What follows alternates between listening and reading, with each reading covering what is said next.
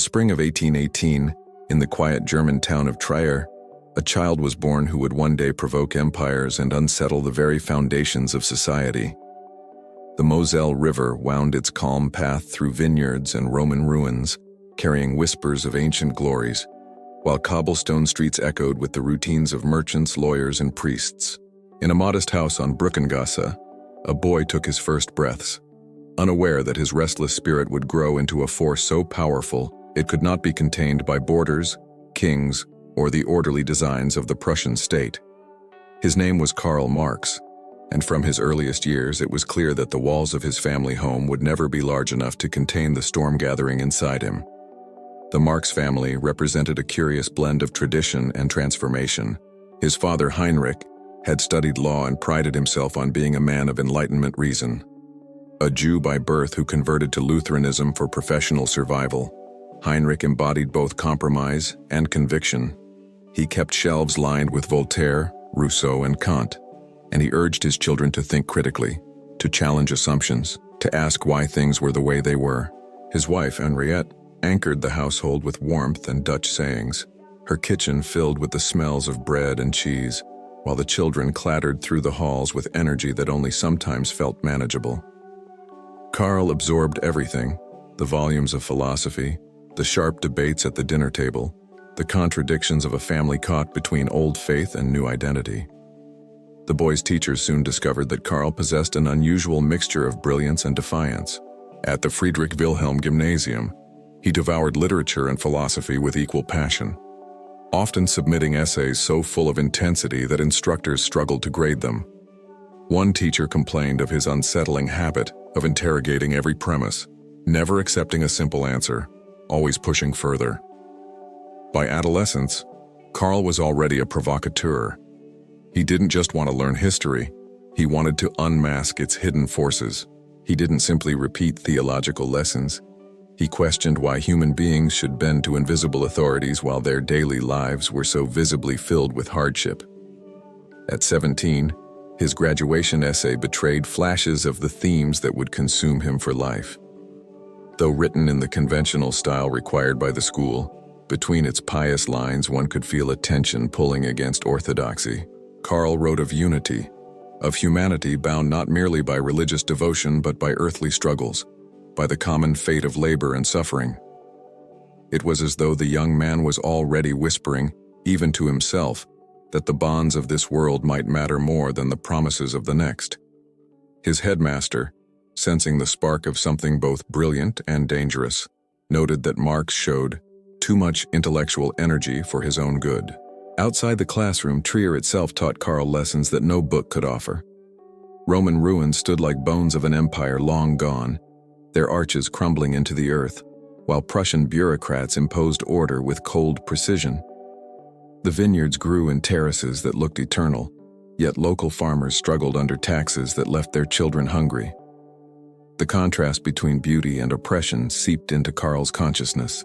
He could walk along the river and feel history pressing on his shoulders, the memory of empires, the presence of kings, and the weight of ordinary people toiling beneath them. He carried those impressions like seeds, not yet sprouting into theory, but already alive within him. Heinrich Marx, ever pragmatic, envisioned for his son a respectable career. Law was stable, honorable, and useful. It offered the kind of bourgeois security that Heinrich himself had fought hard to secure. For Karl, however, the vision of a life spent in courtrooms and contracts felt suffocating. The intellectual fire lit by his father's books and by his own encounters with history made the path of law appear narrow and sterile. He longed not only to understand the world, but to change it, though he could not yet articulate what that change might look like. At home, Karl's restless nature grew more pronounced. He consumed books at a pace that worried his parents, scribbling long notes in margins, leaving ink stains on tables, and pacing as though the energy of his ideas could not be contained by stillness. Friends described him as animated, even theatrical, a young man who spoke with the intensity of someone already convinced of his destiny. He argued not to win, but because he could not stop himself, because every claim demanded a counterclaim, every fact a hidden explanation. Trier's contradictions mirrored those within him. It was a place of vineyards and festivals, but also of poverty and censorship. The Prussian state, stern and suspicious of dissent, tightened its grip on public life, while whispers of revolution stirred across Europe. Karl, standing at the edge of adulthood, felt these tensions not as distant political problems but as personal provocations. The world around him seemed to shout that everything was both fragile and unjust, and that someone someday would have to pull back the veil. In 1835, when he packed his trunk for university, Karl carried with him not just clothes and notebooks, but a heart already leaning toward rebellion. The boy who had grown up in the shadow of Roman ruins, Enlightenment books, and Prussian censorship was on the verge of entering a storm far larger than Trier's vineyards or classrooms could provide. He would not return often, and each time he did, he came back less as a son and more as a restless exile, convinced that careful reform could never cure the contradictions of the age. Thus began the journey of Karl Marx, the restless boy of Trier, who would grow into a thinker determined not just to interpret the world, but to unmake and rebuild it. The path ahead would demand exile, poverty, sacrifice, and endless struggle. Yet even in his youth, one could sense that nothing less than revolution would satisfy his burning mind. The quiet river town had given him his beginnings, but it could not hold him. The world itself was about to become his battlefield. When Karl Marx arrived at university in 1835, he entered a world that promised knowledge and freedom, but also revealed temptations and turmoil. At just 17, he was still a boy from Trier, but the moment he stepped into the lecture halls, smoky taverns, and buzzing cafes of student life, the trajectory of his existence began to shift. Bonn, his first university, was lively and chaotic, a place where the veneer of respectability covered a thriving underworld of drinking, duels, and late-night philosophy. For Karl, it was intoxicating.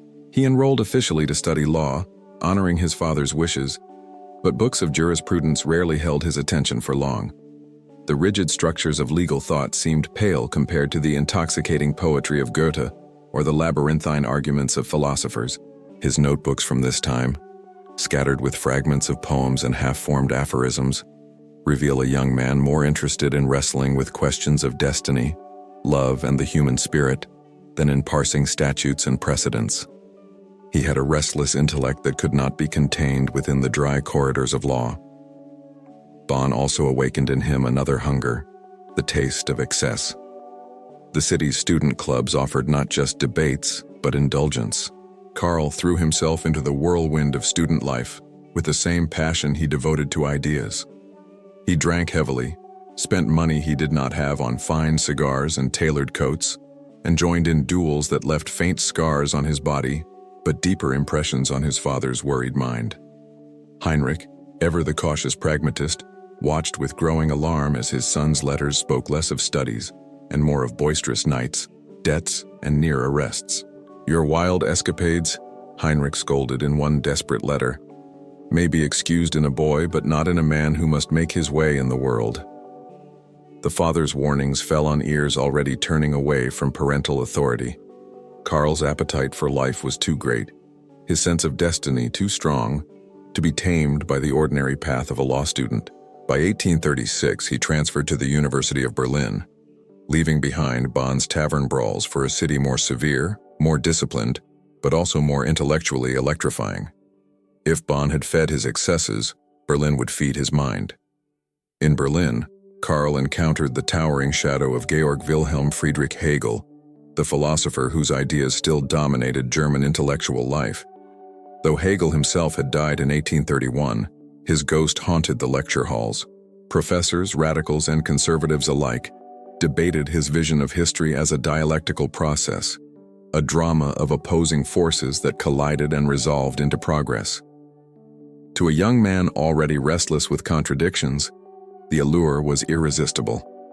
Marx threw himself into the study of Hegel, first absorbing the dense texts, then challenging them, and finally reshaping them into something his own. It was in Berlin that Karl joined the circle known as the Young Hegelians, a group of radical students and thinkers who took Hegel's methods and aimed them against the establishment itself. They gathered in smoke-filled rooms, challenging religion, monarchy, and every structure of authority with the same relentless spirit that Karl had once used to interrogate his schoolmasters in Trier. In those debates, he sharpened his skills as a thinker and polemicist. He was no longer just a precocious student. He was becoming a radical voice, a man convinced that ideas could unsettle thrones. The transformation alarmed his family. Heinrich, receiving letters filled with abstract reflections and incendiary opinions, feared that his son was losing not only his career prospects but also his sense of responsibility. To Heinrich, law was a profession that could provide stability, respect, and a secure place within society. To Karl, law was a dead end, an arena for defending the injustices he increasingly longed to expose.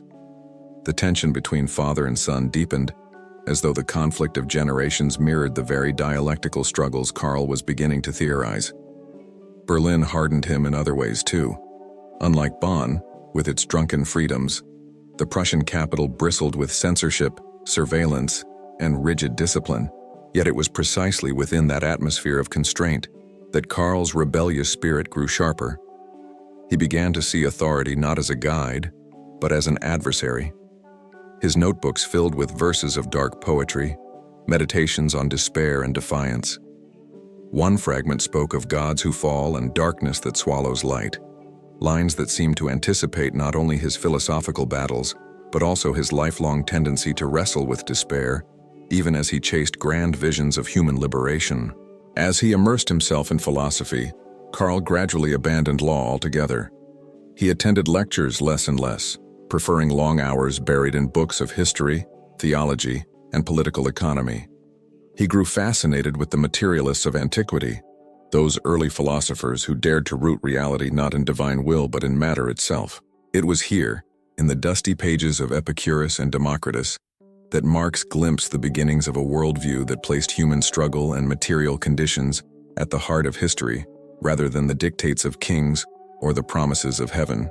By 1841, at just 23, he completed his doctoral thesis, not in Berlin where the authorities would have frowned upon its radical implications, but at the more liberal University of Jena. The work focused on ancient materialist philosophy, yet beneath its classical arguments lay a defiance of the idealism that dominated Germany. It was a declaration that ideas alone were not enough, that reality was shaped by matter, by life, by human struggle. The degree gave him the title of doctor, but his path into academia was already blocked. His mentor, Bruno Bauer, had been dismissed for radical views, and the Prussian authorities had no interest in giving a platform to a firebrand who questioned everything sacred. Thus, at the very threshold of his career, Marx found the university doors closed. No professorship awaited him, no ivory tower to shelter his ambitions. Instead, he stood at a crossroads: continue as a solitary philosopher, or carry his restless intellect into the world of journalism, politics, and agitation. For a young man with ink-stained hands and a heart burning against injustice, the choice was almost inevitable. The boy who had once scribbled rebellious essays in Trier was about to become the journalist who challenged kings and censors alike. But in those stormy student years, in the drinking halls of Bonn, in the philosophical debates of Berlin, in the solitary nights spent poring over ancient texts, Karl Marx had been forged into something more than a clever young scholar.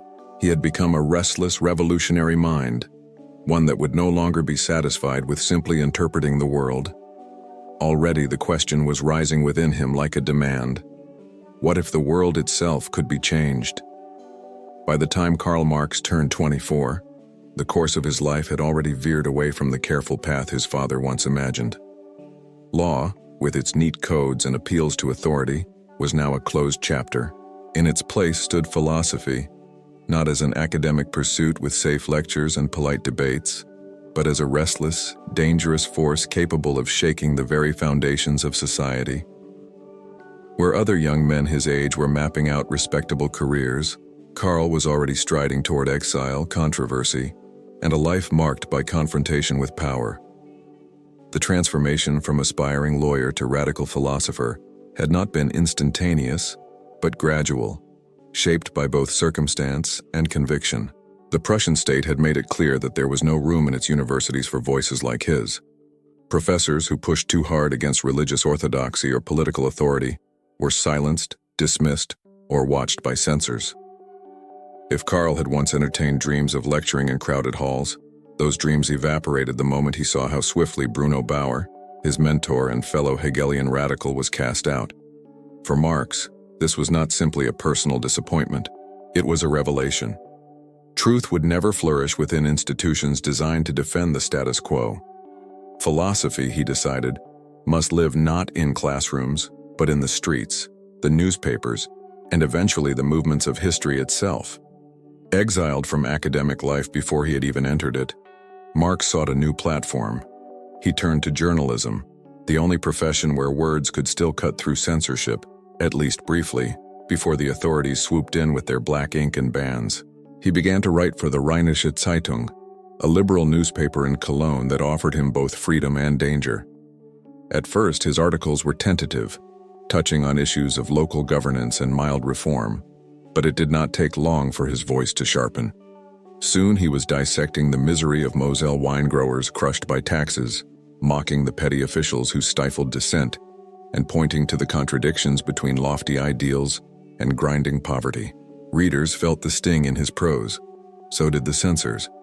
His style, even in these early years, was already unmistakable, dense with knowledge, sharpened by sarcasm, relentless in exposing hypocrisy. He wrote not like a lawyer presenting a case, but like a surgeon cutting into diseased flesh. The state's defenders found themselves pinned to the page, stripped of dignity by the force of his rhetoric. For Marx, writing was not about ornament or persuasion. It was about unmasking reality, dragging into the light what the powerful preferred to keep hidden. The authorities reacted swiftly. In 1843, the Rheinische Zeitung was shut down. Its final issue was printed defiantly in red ink, a symbolic gesture that burned itself into the memory of readers and opponents alike.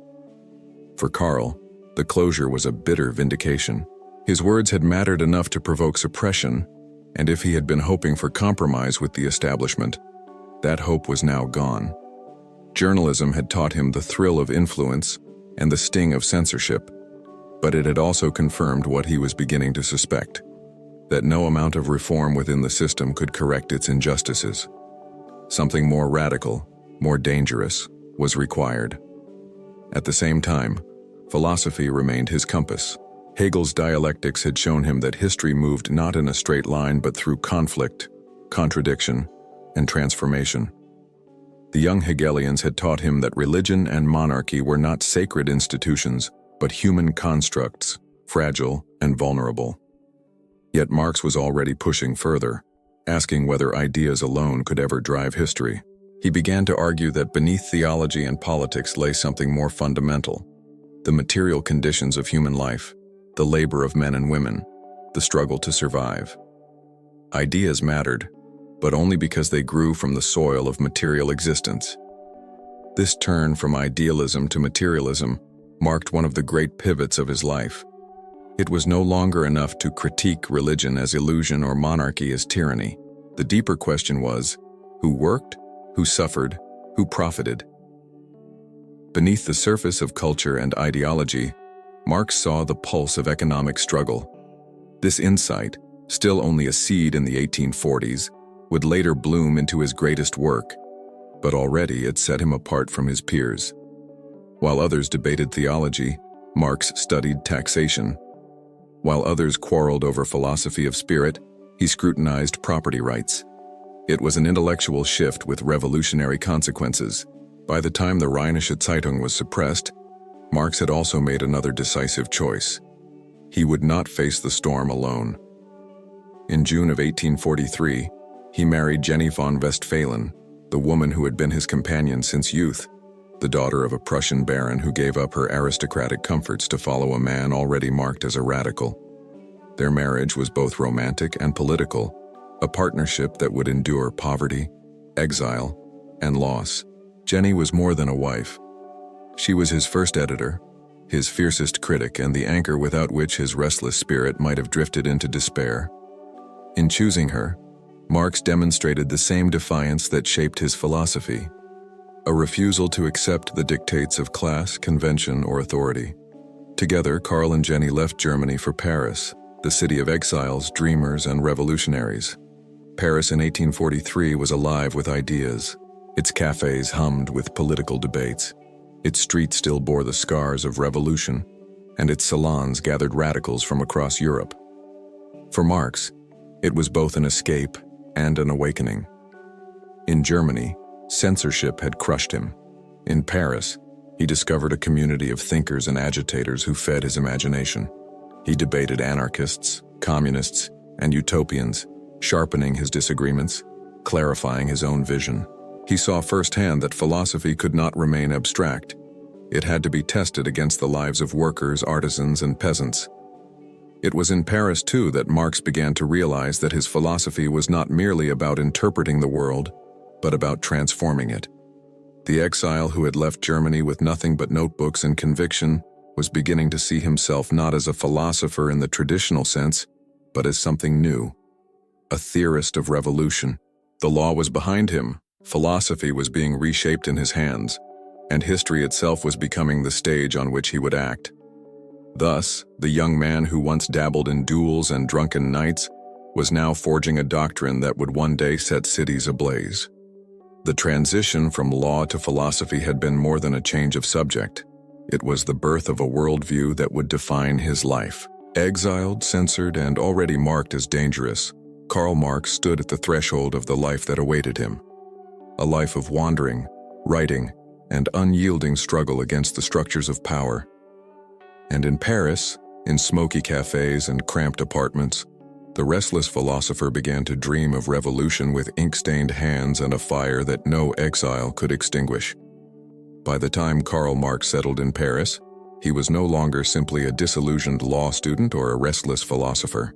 He was a writer sharpening his voice into a weapon. The pen for Marx became both sword and torch. It could cut through the falsehoods of those in power and illuminate the suffering of those forgotten. He had already tasted both influence and suppression with the Rheinische Zeitung. Now, in exile, with Paris buzzing around him in a frenzy of political debate, he was prepared to wield journalism as his battlefield. The French capital in the 1840s was unlike anything Karl had ever known. If Trier had given him contradictions and Bonn had given him indulgence, Paris offered him revolution in raw form. Here, intellectuals, artisans, and radicals rubbed shoulders in cramped cafes, debating the future of society over cheap wine and stronger tobacco. German exiles huddled in back rooms. French utopians declared visions of perfect harmony. Italian republicans whispered plans of insurrection. Paris was a city where ideas were not mere abstractions. They were shouted from street corners, tested in barricades, and drowned in blood when governments fell. For Marx, the city was a revelation. No longer constrained by Prussian censorship, he could finally speak as boldly as he thought. And speak he did. His essays attacked not only political despotism, but also the deeper structures that underpinned it. He began to argue that true freedom was not simply political, parliaments, constitutions, and rights, but economic, rooted in the relationship between labor and property. "What good is liberty," he would later write, "when a man cannot eat without selling himself?" The turn of phrase was more than rhetoric. It was the crystallization of a conviction that would guide him for life. Yet journalism was not merely about articulating ideas.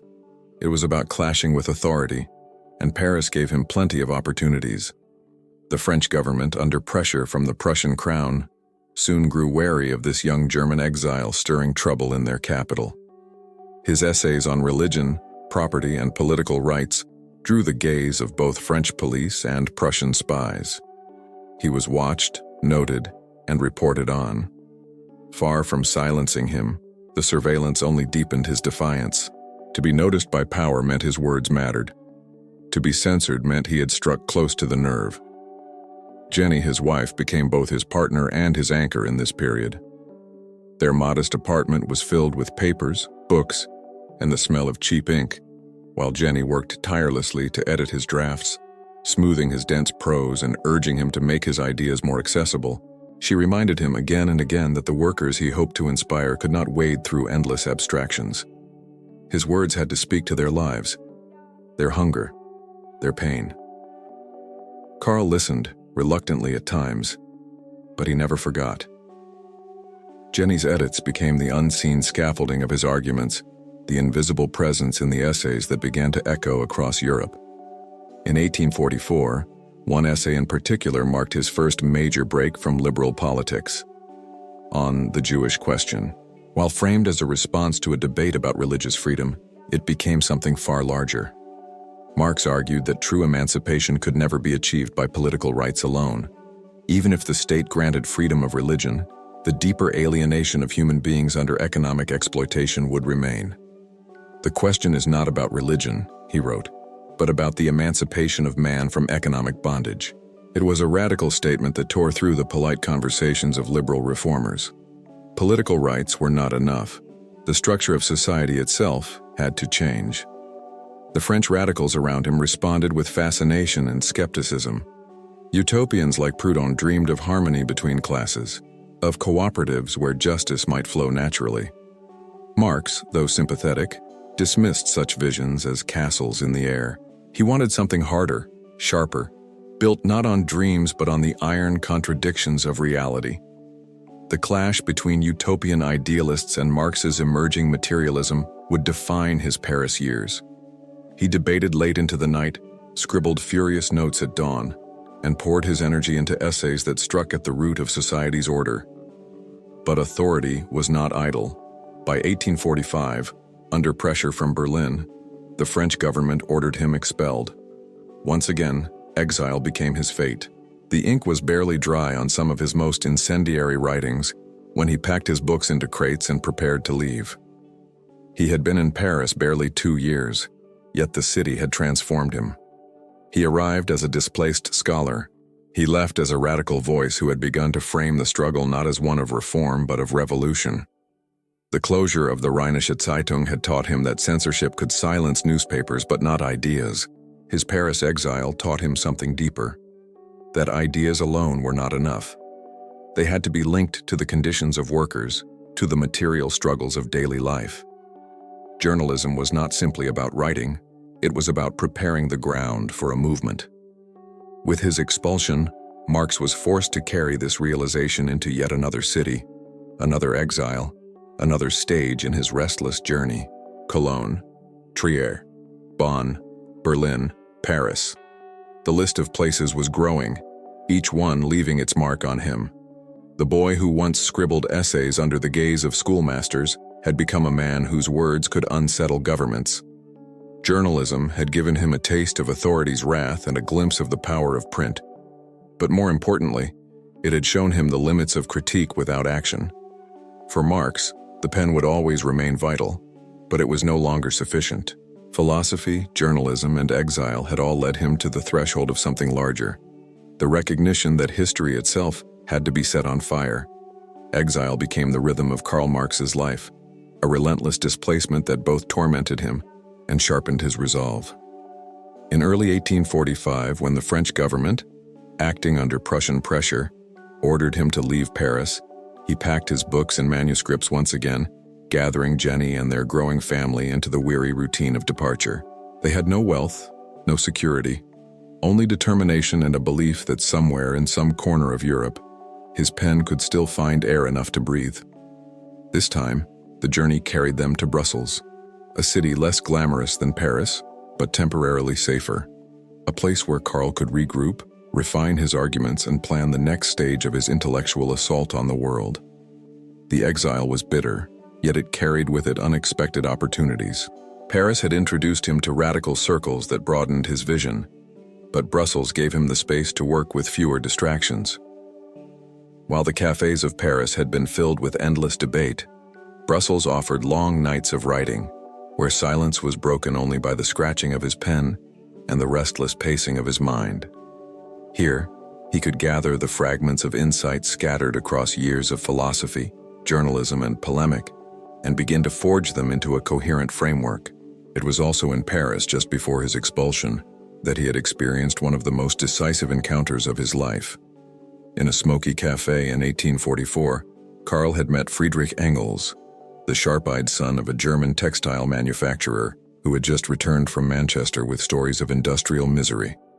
Their first meeting had been brief, almost dismissive. Marx, the established radical, was skeptical of the younger Engels. But when they crossed paths again, Engels placed in Marx's hands the manuscript of the condition of the working class in England. Those pages, heavy with the grime of factories and the sorrow of exploited children, struck Karl with the force of revelation. Here, in brutal detail, were the realities of the system he had begun to analyze in abstract terms. Engels described children with twisted spines from endless hours at the loom, women coughing blood into their sewing machines, men ground into exhaustion by shifts that consumed both body and spirit. Marx, who had written of alienation in philosophical tones, now confronted its flesh and blood reality. The theories forming in his mind found confirmation in Engels's eyewitness testimony. What Marx sensed in the contradictions of philosophy, Engels had seen in the streets of Manchester. Their bond was immediate and profound. Engels was not only a witness to the cruelty of capitalism, but also the practical foil to Marx's abstract brilliance. Where Karl raged in theory, Engels anchored him with detail. Where Karl sank into despair, Engels lifted him with wit. Jenny, watching from the corner of their cramped apartment, saw how the two men spoke with an intensity that seemed to erase the world around them. "They finish each other's sentences," she remarked, amused and concerned at once. What began as collaboration quickly deepened into one of the most enduring intellectual partnerships in history. In Brussels, this partnership flourished. Together, Marx and Engels plunged into months of study and debate. They dissected Hegel, critiqued utopians, and argued late into the night about the future of society. Out of this collaboration emerged their first joint work, The Holy Family, a polemical attack on their former Hegelian comrades, whom they accused of clinging to illusions while ignoring real suffering. The title was ironic, mocking the reverence with which those intellectuals treated ideas. Marx and Engels insisted that philosophy must serve not the contemplation of spirit, but the emancipation of flesh and blood human beings. The Brussels exile also pushed Marx to think beyond Germany's borders. He saw that the struggle of workers was not confined to a single nation. The misery of Manchester echoed in Cologne, Paris, and Brussels alike.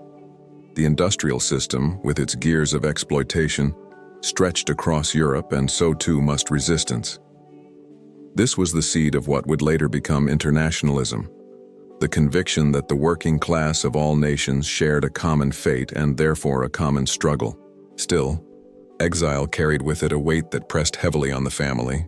Money was scarce.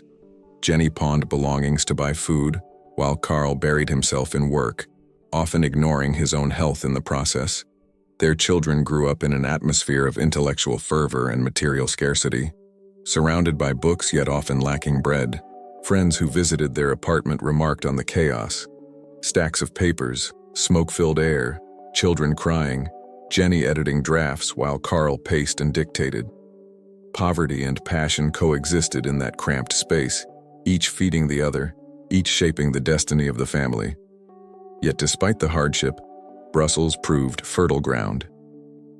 In 1847, Marx and Engels joined the League of the Just, a small group of German émigrés and radicals who dreamed of equality but lacked coherence.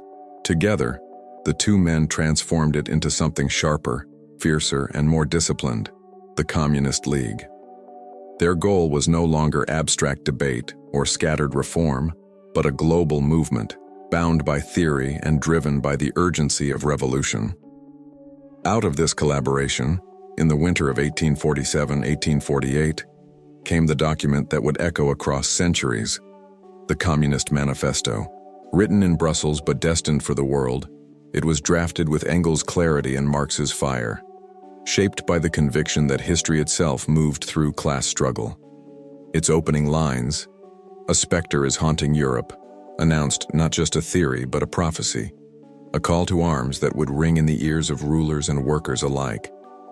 Brussels, the city of exile, had become the cradle of a manifesto.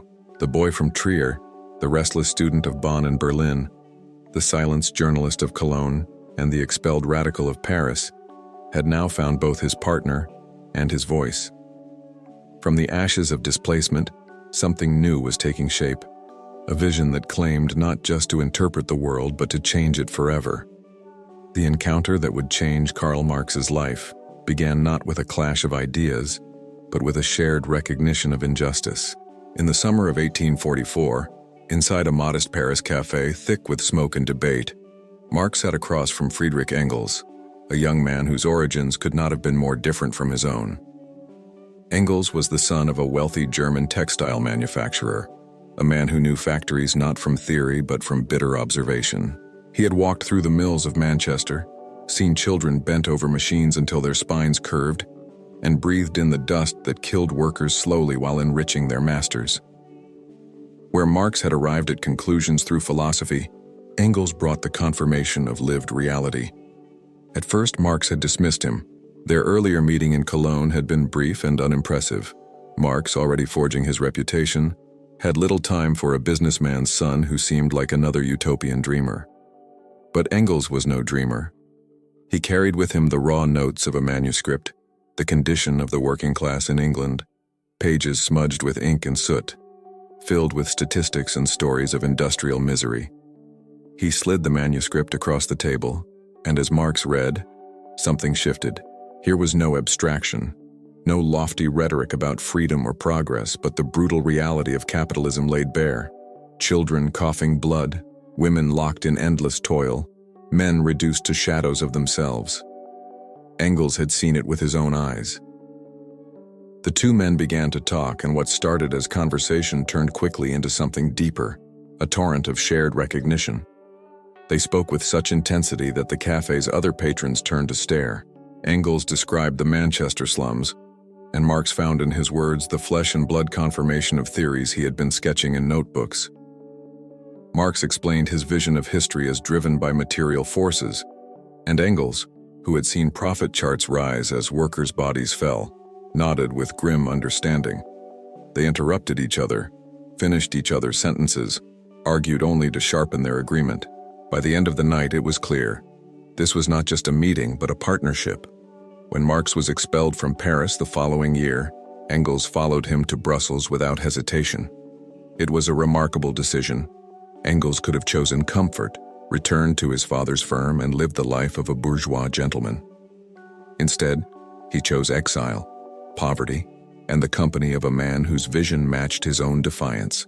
Jenny, watching the two men together, understood before anyone else that this friendship was something extraordinary. She would joke, half seriously, that she had married one man and inherited another. Engels became part of the household, a constant presence in their cramped apartments, sharing meals, debts, and endless discussions that ran deep into the night. Together, they wrote with a fury that surprised even them. Their first collaboration, The Holy Family, 1845, was a scathing attack on the young Hegelians they had once called comrades. Marx and Engels mocked the obsession with pure ideas, insisting instead that material life, the hunger of workers, the ownership of property, the conditions of labor, was the true engine of history.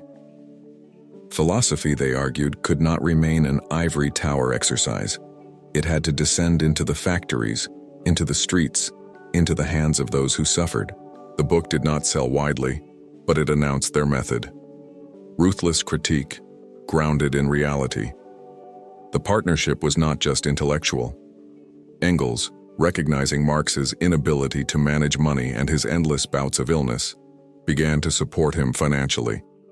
He pawned his own possessions, later even managing parts of his family's hated textile firm, just so he could funnel money to Marx's household. Someone must make money, Engels once sighed, and it certainly will not be Karl. The irony was sharp. The fiercest critic of capitalism survived in part on the profits of the very system he despised, filtered through the loyalty of his friend. Marx, ever aware of the contradiction, would jokingly refer to Engels's remittances as the monthly sacrifices. But there was more than practicality to their bond. Engels lightened Marx's brooding intensity with humor. He teased, told stories, and smoked cigars as if to balance Karl's stormy moods. Marx, in turn, gave Engels the philosophical framework that transformed his observations into theory. Together, they became more than the sum of their parts. The visionary and the witness, the theorist and the chronicler, the man who turned ideas into weapons and the man who ensured those weapons were sharp enough to cut. By 1847, their work had drawn them into the orbit of the League of the Just, a secret society of radicals, mostly German exiles. The League dreamed of equality, but lacked coherence. Marx and Engels seized the opportunity, reshaping it into the Communist League. Under their guidance, the League abandoned vague utopianism for something harder and clearer: the recognition that history was a story of class struggle and that workers everywhere shared a common enemy. The League's motto became their rallying cry: "Workers of the world, unite." In the smoky rooms of Brussels and London taverns, they began drafting the manifesto that would define their names forever. Engels paced the floor, reading sentences aloud, while Marx scribbled with furious concentration. The words seemed to pour out, as if the years of exile, debate, and observation had been waiting for this exact moment. Their arguments, sharpened by Engels' practicality and Marx's relentless dialectics, fused into prose that was both precise and prophetic. When the Communist Manifesto finally appeared in early 1848, it was a slim pamphlet of just 23 pages. Yet within its lines thundered a call that would echo through centuries. The history of all hitherto existing society is the history of class struggles. It declared that capitalism, for all its achievements, carried within it the seeds of its own destruction. It stripped away illusions and spoke with the bluntness of prophecy. Workers had nothing to lose but their chains and a world to win. At the heart of that document was not just theory, but the friendship that had made it possible. Marx and Engels, so different in background and temperament, had found in each other the missing piece of their own visions. Alone, they might have remained brilliant but isolated voices. Together they became a force that could not be ignored, a partnership that fused intellect with conviction, critique with solidarity. The cafe meeting in 1844 had seemed accidental. In truth, it was one of history's turning points. Out of that encounter grew not only a manifesto but a movement, one that would spread across nations, unsettle governments, and haunt empires. From then on, Marx and Engels were not merely friends. They were comrades in the deepest sense. Two men bound not just by affection, but by a shared determination to change the world. In the winter of 1847, in a cramped Brussels apartment thick with the smell of tobacco and damp paper, Karl Marx and Friedrich Engels began the work that would etch their names into history. The Communist League, newly reshaped from a secretive circle of exiled German tailors into a sharper revolutionary organization, had given them a task: draft a program that would explain the aims of the movement, a statement bold enough to inspire workers across Europe. It was not to be a vague declaration or a utopian fantasy, but a manifesto, a weapon forged of words. The assignment carried both urgency and weight. Europe trembled with unrest. Economic crises had thrown artisans out of work, revolts simmered in France and Italy, and rumors of revolution swirled like smoke across the continent. The League's members knew change was coming, but they lacked a unifying vision. It fell to Marx and Engels, still in their 20s, to provide it. In Engels's words, Marx possessed the most incisive mind of our generation. If anyone could write a document that captured both the science of history and the poetry of struggle, it was him. They worked feverishly. Engels drafted outlines, pacing the floor, while Marx sat hunched over his desk, scribbling in a hand so dense and furious that Jenny often struggled to decipher it later when editing. Their sessions lasted long into the night, interrupted only by arguments about phrasing and bursts of laughter when Engels' wit cut through Marx's intensity. "Too poetic," Engels would mutter, crossing out a phrase only to leave it in when he realized its rhythm carried more power than precision. Marx, for all his stubbornness, knew when the fire of his words mattered more than technical rigor. From these late-night sessions emerged a document unlike anything Europe had yet seen. It opened not with dry analysis, but with a haunting line. "A specter is haunting Europe. The specter of communism." The sentence carried the chill of prophecy, as though history itself were speaking through them. With that single phrase, they transformed the scattered fears of governments and the quiet hopes of workers into something tangible. something alive. The specter was no longer rumor. It had been named. The manifesto unfolded with a relentless clarity. It declared that the history of all societies was the history of class struggles, that beneath wars, religions, and monarchies, the real engine of history was the conflict between those who owned and those who labored. It praised capitalism even as it condemned it, acknowledging how the bourgeoisie had shattered feudal bonds, unleashed industry, and transformed the world with railroads and steam. But it insisted that the very dynamism of capitalism carried within it the seeds of collapse. The bourgeoisie, in revolutionizing society, had created its own gravediggers, the proletariat. Marx and Engels did not speak in abstractions.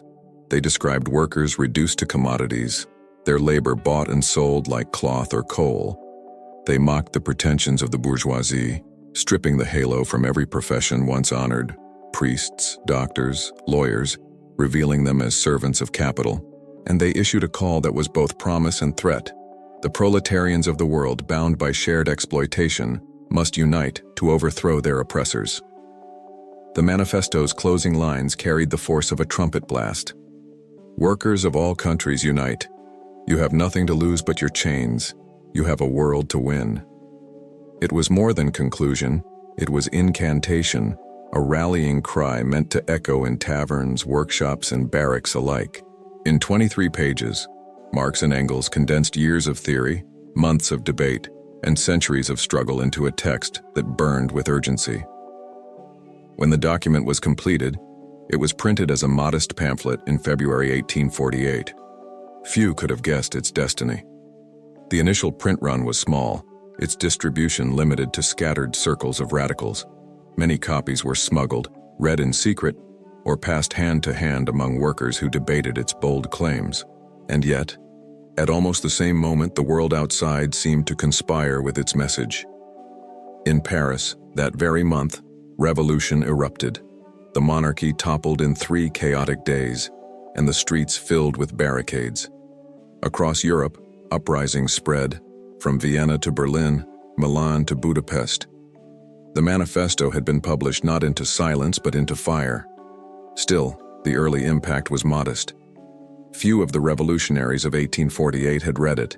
Fewer still fully grasped its theories, but its timing gave it the aura of prophecy, and its words began to circulate in the shadows of upheaval. Workers quoted its passages, intellectuals debated its logic, and governments whispered its name with fear. The pamphlet that had begun as an assignment for a struggling League of Exiles was becoming something larger than its authors could control. For Marx and Engels, the birth of the manifesto marked a turning point. They were no longer just critics, no longer merely philosophers in exile. They had become prophets of a movement, voices that spoke not only for themselves, but for a class still struggling to find its voice. Exile, poverty, censorship, all of these had prepared them for this moment, and though they could not yet see it, those 23 pages would outlive them both. Carried through revolutions, wars, and centuries, read by millions who would never know the smoky Brussels rooms where they were first composed. The specter they had named was now loosed upon Europe, and once named, it could not be banished. The year 1848 exploded like a thunderclap across Europe, a storm of uprisings that rattled monarchies, toppled governments, and filled city streets with barricades. For Karl Marx, the timing felt almost uncanny. Barely weeks had passed since he and Friedrich Engels completed the Communist Manifesto, a slim pamphlet that announced the specter of communism, when Paris erupted in revolt. The words they had written in the smoky rooms of Brussels seemed to materialize on cobblestones and in crowds, as though history itself had answered their call. Paris ignited first. In February, workers and students rose against the monarchy of Louis-Philippe. The city became a sea of barricades, its streets echoing with gunfire and shouts for liberty. Within days, the king abdicated, fleeing into exile. News traveled fast. Across Europe, suppressed discontent burst into flame. Vienna trembled as students marched, and the conservative Metternich, long the architect of repression, fled in disgrace. In Berlin, citizens clashed with soldiers, the king forced to make concessions to the people. Milan and Budapest shook under the weight of rebellion. It seemed, for a brief, breathtaking moment, that all of Europe had awakened. Marx and Engels plunged headfirst into the whirlwind. Expelled from Belgium as a dangerous agitator, Marx returned to Cologne in the Rhineland, where he founded a new paper, the Neue Rheinische Zeitung. It became his weapon in the revolution, a daily barrage of essays, editorials, and analysis that urged workers to push beyond timid reforms.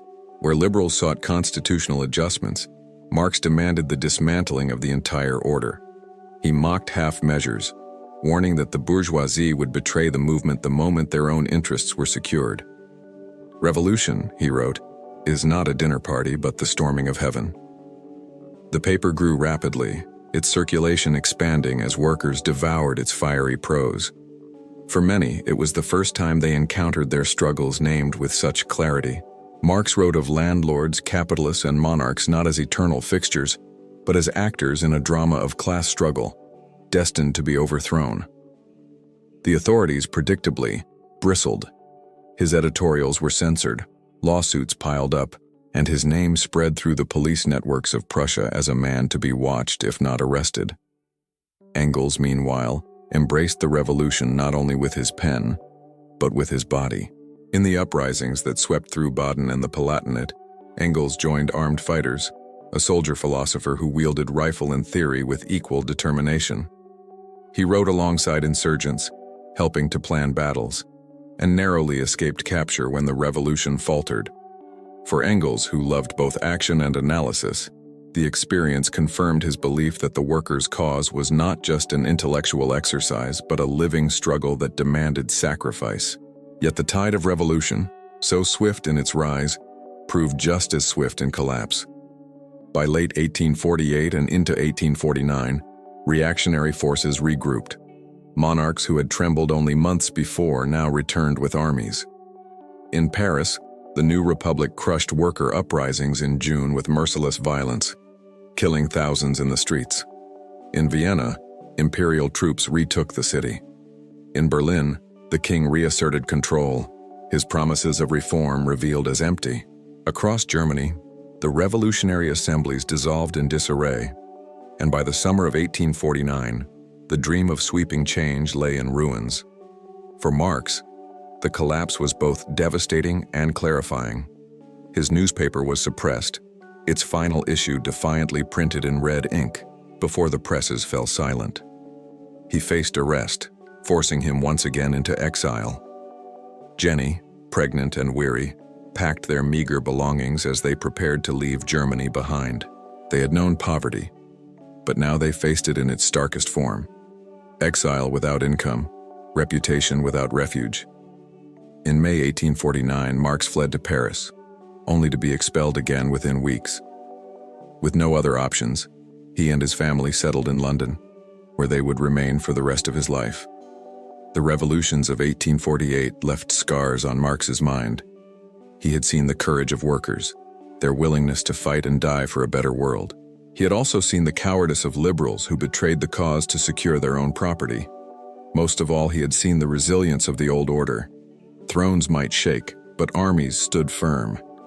Bourgeois politicians, fearful of the workers' radicalism, allied themselves with monarchs against the very movements they had once encouraged.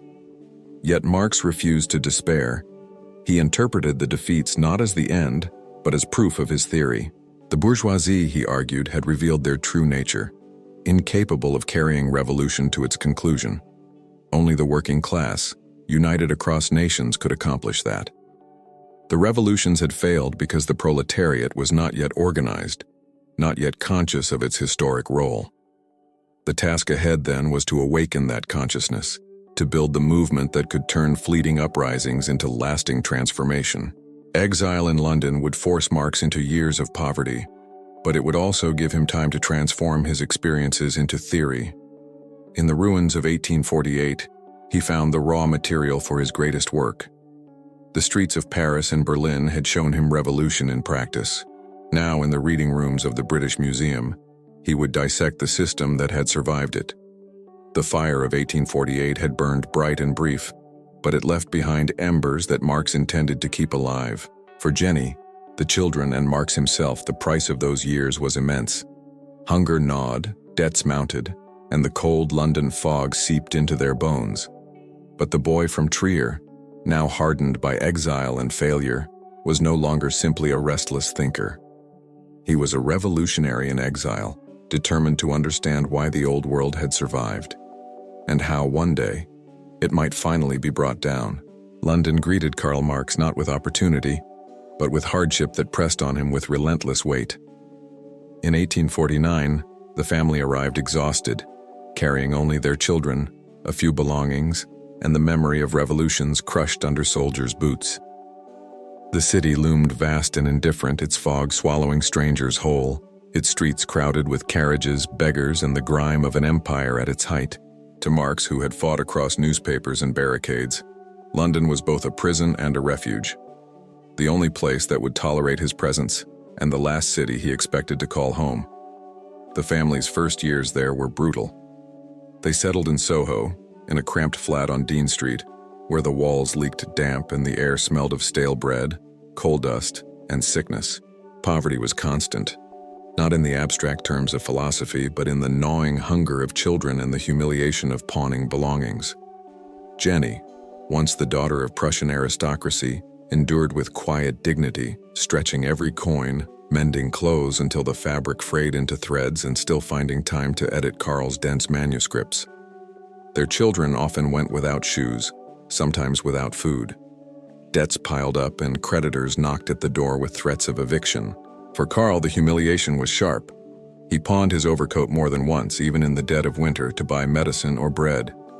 He spent nights hiding from landlords, his restless energy directed not toward political agitation, still impossible after his expulsion from the continent, but toward survival. Jenny miscarried in these years, and 3 of their children, Guido, Franziska, and Edgar, died young, their fragile bodies unable to withstand poverty and illness. The deaths haunted Karl. He wrote furiously to Engels, confiding despair but quickly burying grief under the need to keep working. "I must save what can still be saved," he wrote after Edgar's passing, as though intellectual labor could serve as a shield against sorrow. Yet amid misery, Marx discovered a sanctuary, the reading room of the British Museum. Each morning, when he could afford the tram fare or the long walk through fog and soot, he entered the great domed hall, its silence broken only by the rustle of papers. There, surrounded by books and reports, he claimed a seat that would become his station for decades.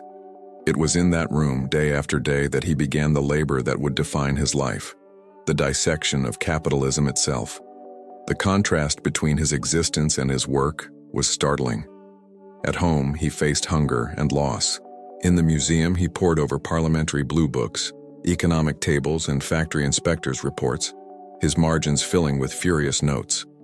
He studied cotton prices, child labor testimonies, shipping records, any scrap of evidence that revealed how the system functioned. Where other men might have seen dry statistics, Marx saw human suffering encoded in numbers, exploitation hidden in balance sheets. He called it the anatomy of civil society, and he dissected it with the precision of a surgeon, cutting open the illusions of prosperity to expose the bones of misery beneath. To survive, Marx wrote articles for the New York Tribune, his essays on European politics earning him meager but vital income. Yet even this work, done under pseudonyms, could not shield his family from constant debt. Often it was Engels who saved them. In Manchester, Engels had returned reluctantly to his father's firm, enduring the contradictions of earning wealth from the very system he despised. Month after month, he sent money to Karl, who called these gifts the monthly sacrifice. Without Engels, Marx admitted, his family might not have survived. Their friendship, already intellectual, had now become a lifeline, a bond sealed not only in theory but in bread, rent, and medicine. The poverty weighed on Marx's body as well as his spirit. He suffered from boils that erupted across his skin, painful reminders of stress and malnutrition. His liver faltered, his lungs weakened in the London fog. Still, he worked. Jenny worried as she watched him pacing, muttering, scribbling notes late into the night, his hair wild, his beard unkempt, his face marked with fatigue. But he could not stop. To halt was to despair, and despair was death. It was in these struggles that the outlines of his magnum opus began to form. He conceived of a work that would explain, with relentless detail, how capitalism functioned, not merely as an economic system, but as a total force shaping society, culture, and human life itself. He wanted to show how wealth was extracted from labor, how profit rested on exploitation, and how crises were not accidents but inevitabilities. It would be, he said, a critique of political economy, but in truth, it was a critique of the age itself. Jenny understood the scale of his ambition even as she cursed the sacrifices it demanded.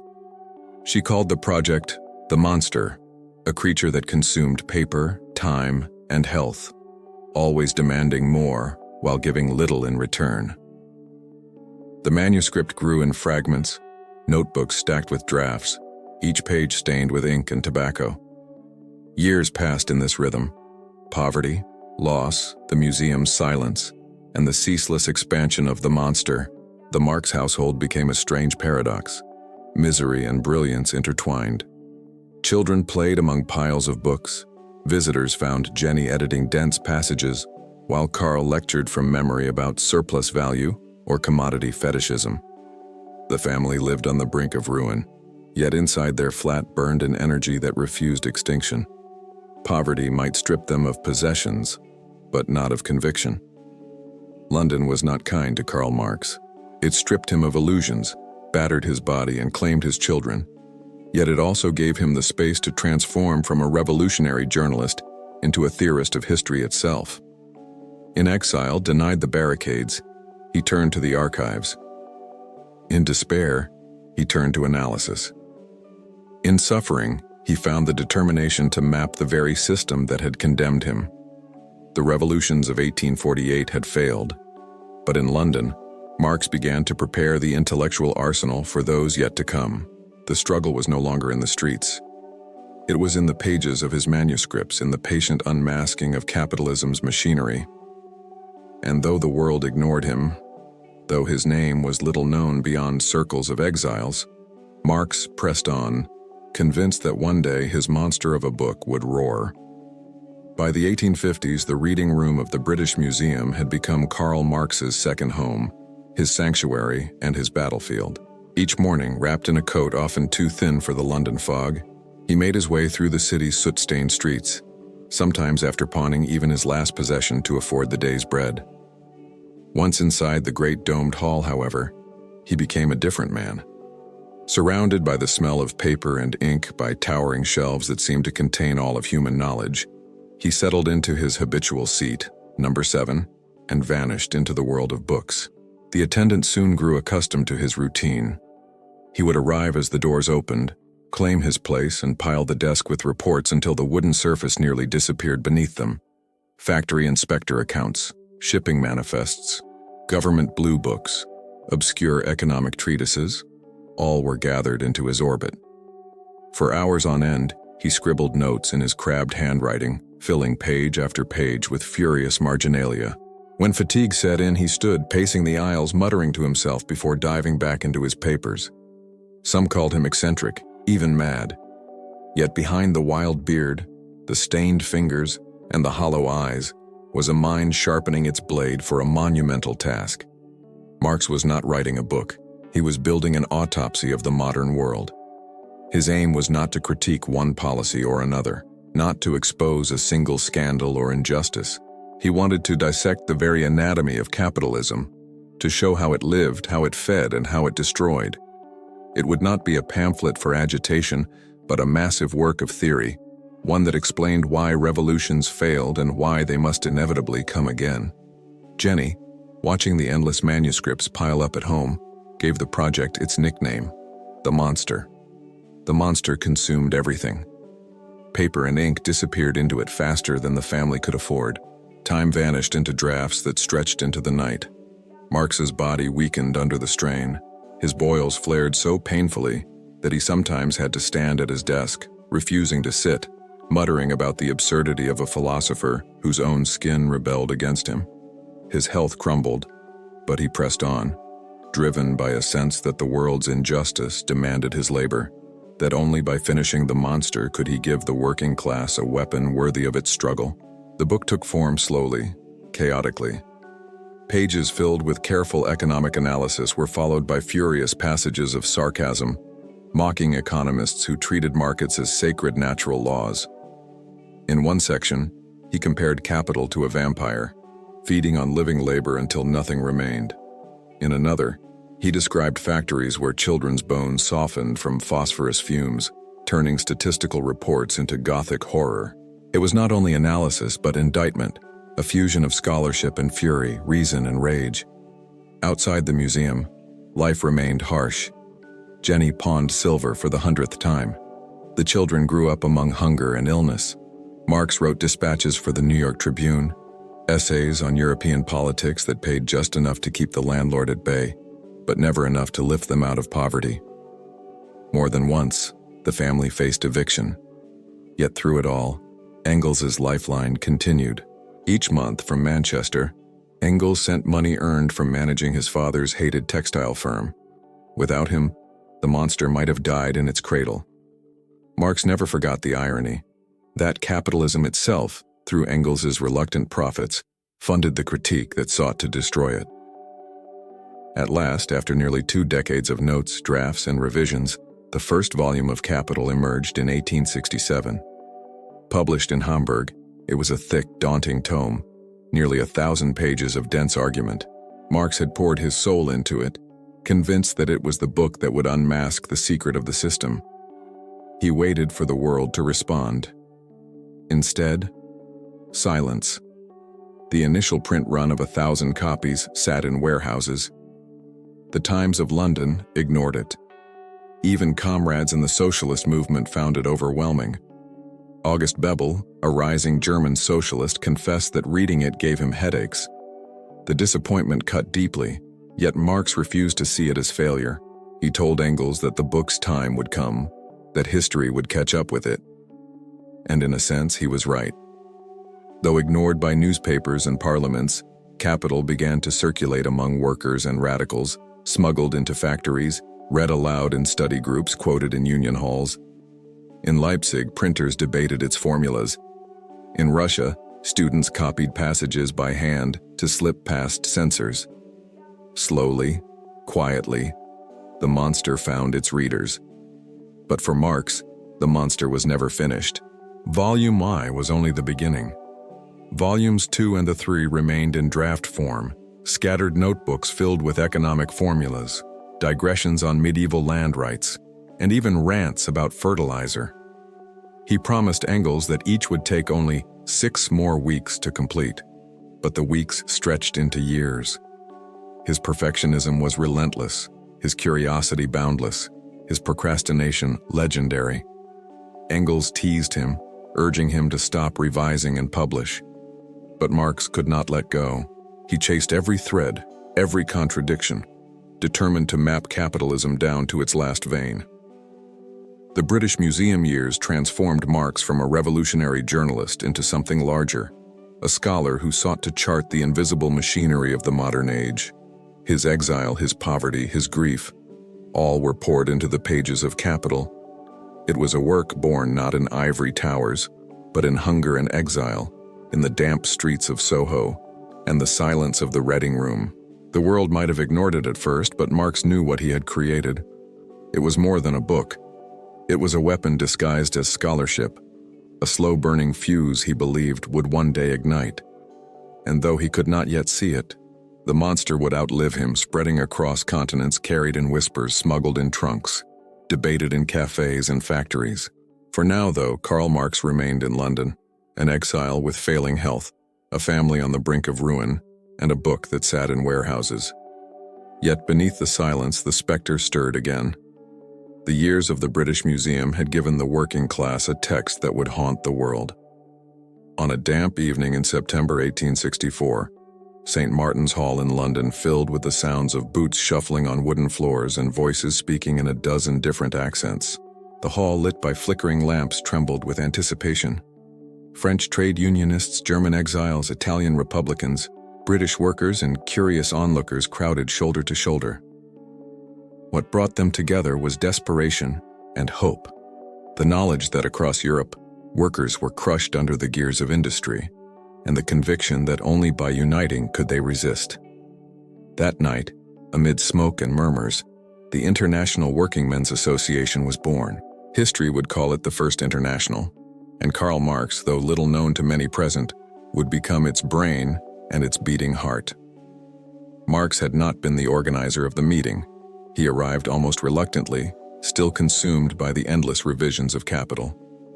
But as speakers rose, offering vague promises of solidarity, Marx listened with a calculating ear. He recognized in their energy both possibility and danger. Possibility, because workers from different nations were finally recognizing their shared fate. Danger, because without clear theory, the movement could dissolve into mere slogans or utopian fantasies.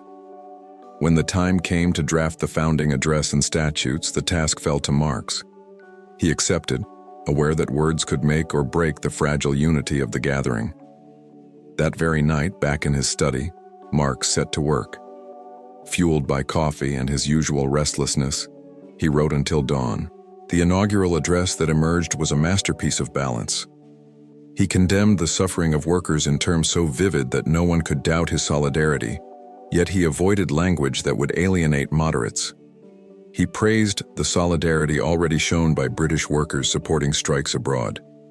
He pointed to the rising influence of the working class in politics. Above all, he declared that the emancipation of labor must be the task of the workers themselves. No saviors, no utopian schemes, only the self-organization of the proletariat. It was revolutionary, but it was also careful. Marx knew the International could not survive if it frightened away every cautious trade unionist. So he wrote with restraint, even with a kind of statesman's patience, though beneath the lines burned the same radical vision that had fueled the Communist Manifesto. His words gave the movement coherence, and soon he was recognized, reluctantly by some, as its intellectual leader. For a time, the International seemed to fulfill his long-held dream. Branches sprouted across Europe. Workers in England sent funds to support strikes in France. Radical pamphlets crossed borders hidden in bales of cloth. Meetings filled with debate, sometimes chaotic, sometimes inspiring. Marx sat in the thick of it all, a man who had once known only exile and obscurity, now guiding a movement that spanned nations. From his cramped London study, he became the strategist of a cause that might yet change the world. But unity among radicals is fragile. From the start, the International was plagued by rival visions. The French followers of Pierre-Joseph Proudhon favored mutualist cooperatives over class struggle. The English trade unionists sought better wages and hours, not revolution. The Italians, inspired by republican ideals, dreamed of national liberation. And then there was Mikhail Bakunin, the towering Russian anarchist whose booming voice and fiery charisma rivaled Marx's intellect. Bakunin believed in spontaneous uprisings, in tearing down the state immediately and replacing it with federations of free communes. He distrusted all central authority, even that of a revolutionary organization. Marx, by contrast, insisted on theory, on discipline, on the recognition that the state could not simply be ignored but had to be seized and transformed. Their conflict became a battle of visions: anarchism versus scientific socialism, spontaneity versus strategy. Letters flew back and forth filled with mockery and rage. Bakunin denounced Marx as a manipulative schemer. Marx dismissed Bakunin as a romantic fool. The feud seeped into the International like poison. Meetings devolved into shouting matches. Factions formed, pamphlets circulated denouncing one side or the other. Marx, though rarely attending public gatherings, worked tirelessly behind the scenes, drafting resolutions, building alliances, and maneuvering to keep control. His health was already fragile. Boils, coughing fits, and nervous exhaustion plagued him. But he poured himself into the struggle, convinced that the future of socialism itself depended on the outcome. By 1872, the conflict reached its breaking point. At the Hague Congress, Marx pushed through a resolution transferring the International's headquarters to New York, effectively removing it from Bakunin's reach and crippling its European base. It was a bold, ruthless move, one that confirmed Marx's determination to prevent anarchist dominance even at the cost of weakening the organization itself. Within a few years, the International collapsed, bankrupt, and divided. To many, it looked like failure. Yet Marx saw it differently. The International had shown for the first time in history that workers could unite across borders, languages, and traditions. It had given them a shared vocabulary. Words like proletariat and bourgeoisie now echoed far beyond academic circles.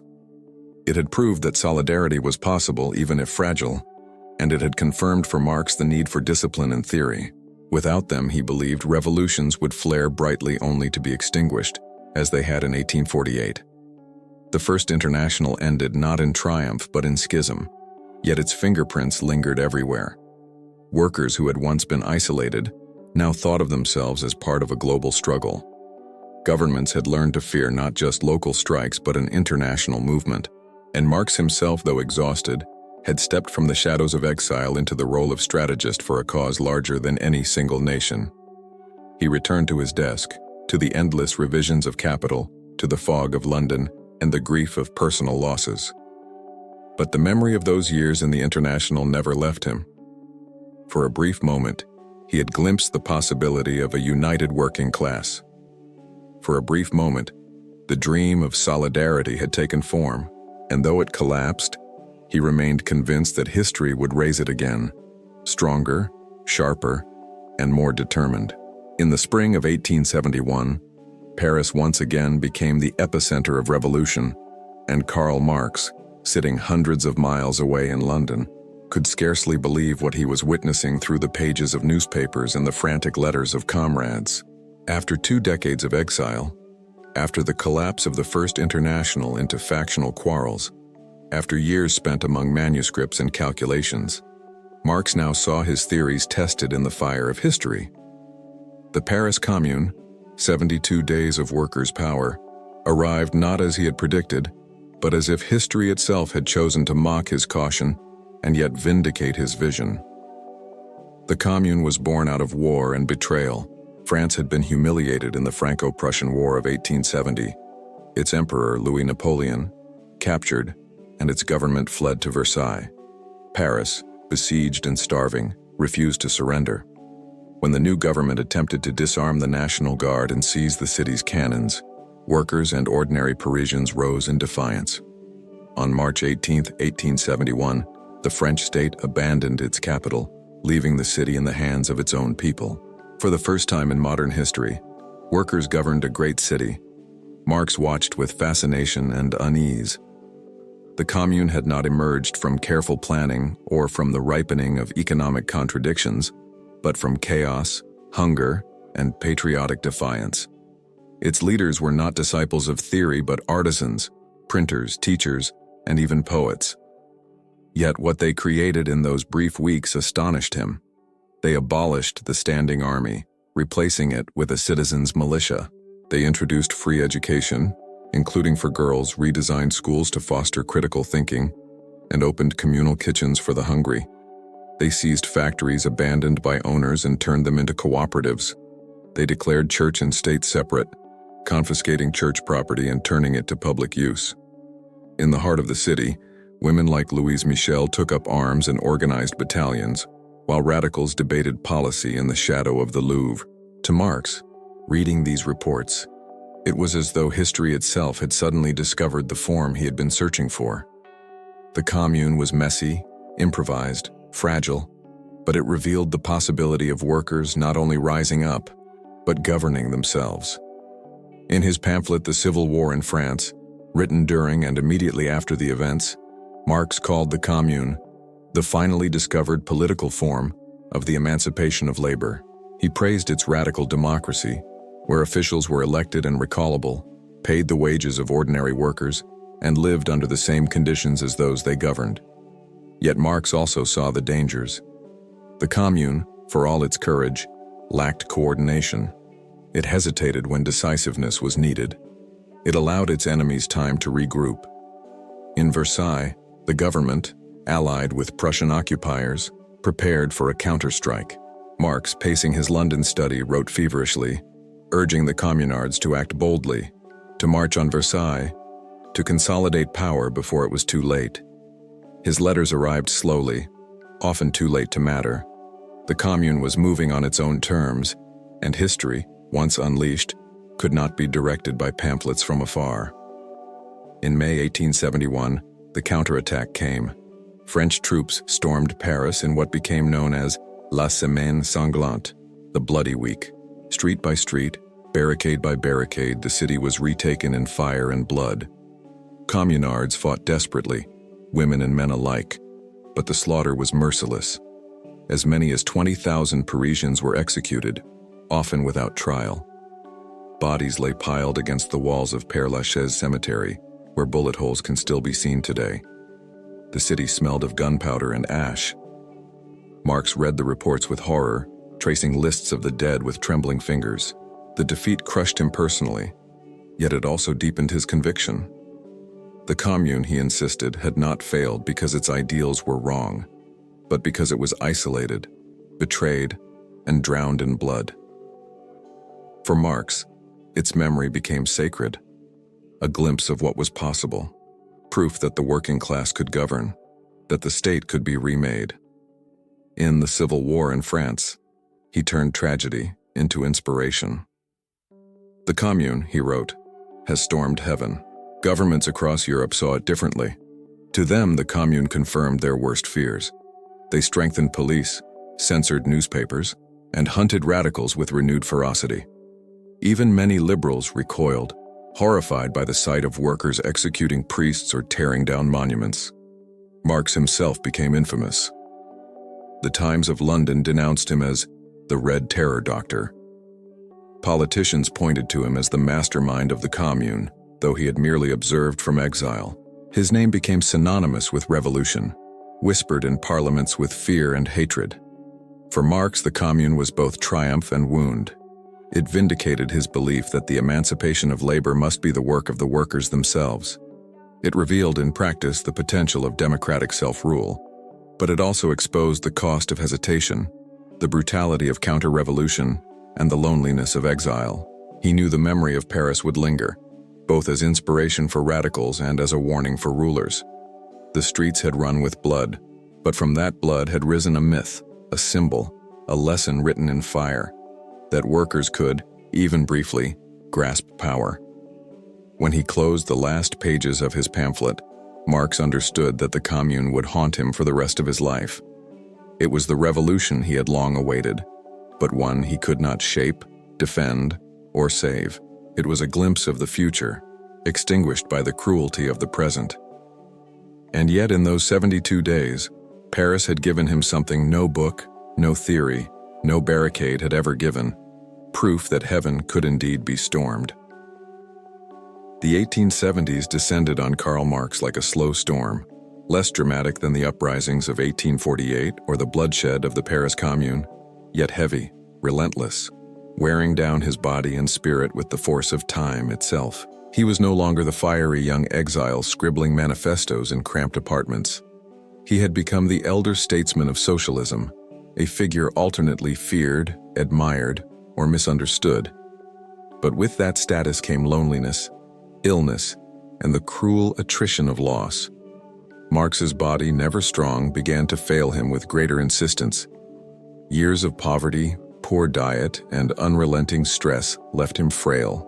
His lungs wheezed in London's thick fog, his liver rebelled, and his skin erupted in painful boils that made even sitting at his desk unbearable. He joked darkly to Engels that the universe had cursed him with a body made to betray the mind. Yet he refused to stop working. Each day when pain allowed, he returned to his manuscripts, adding to the unfinished volumes of Capital, revising, expanding, never satisfied. The monster demanded his strength and he gave it, even as it consumed what little remained of his health.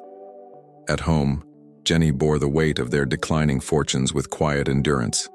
She had followed him through exile, poverty, and grief, sacrificing the comforts of her upbringing for the certainty of struggle.